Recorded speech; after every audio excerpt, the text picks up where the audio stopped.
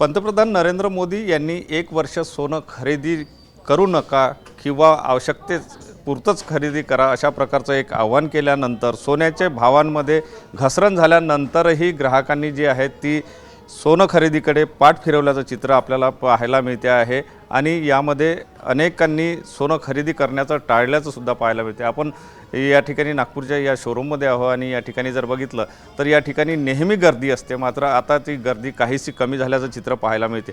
याचा नेमका काय परिणाम होतो आहे, किती लोकांनी सोनं घेणं टाळलेलं आहे हे जाणून घेण्याचा प्रयत्न करूया। फ्लोअर मॅनेजर आपल्यासोबत आहेत। मॅडम, काय सांगाल, आधी काय नेमकी परिस्थिती होती आणि आता काय वाटतं पंतप्रधानांच्या आव्हानानंतर?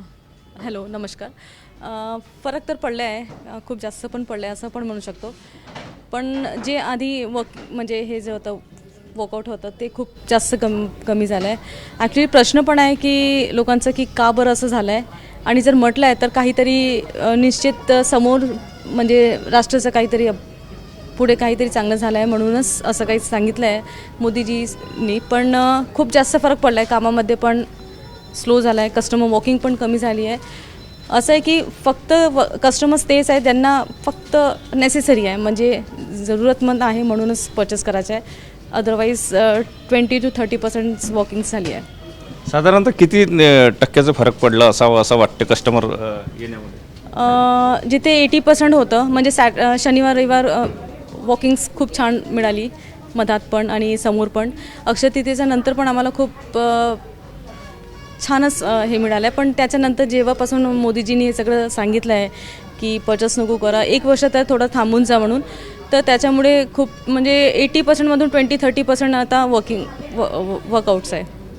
मॅडम, आता सोन्याचे दरसुद्धा कमी झालेले आहे, आज सोन्याचे दर कमी झाले आहेत, त्याचा रेटमध्ये पण असं होतं सर की आधी असं वाटलं की रेट कमी होतील, असं हे होतं कस्टमरचं फीडबॅक की रेट कमी होतील कारण की थांबवलं आहे। पण असं काहीच नाही, रेट पण एकदम 8,000नी वाढलं आहे मधात, आणि आता 10,000नी असं पण पर ग्राम रेटनी पण वाढलं आहे। पण रेट वाढल्यामुळे तसं काही नाही आहे की रेट वाढत आहे म्हणूनच कस्टमर कमी झाले, तसं नाही आहे, फक्त त्यांच्या स्टेटमेंटनी खूप जास्त परिणाम झाला आहे। नक्कीच जे कस्टमर येणारे होते त्याच्यामध्ये परिणाम तर पडलेलाच असल्याचं चित्र या ठिकाणी पाहायला मिळते आहे आणि तसं सांगितलं सुद्धा जात आहे। पंतप्रधानांच्या एका आव्हानानंतर सोने खरेदी जे आहे ते कमी आल्याचं चित्र पाहायला मिळते आहे। कॅमेरामन साईसह सुनील ढगे, TV9 मराठी, नागपूर।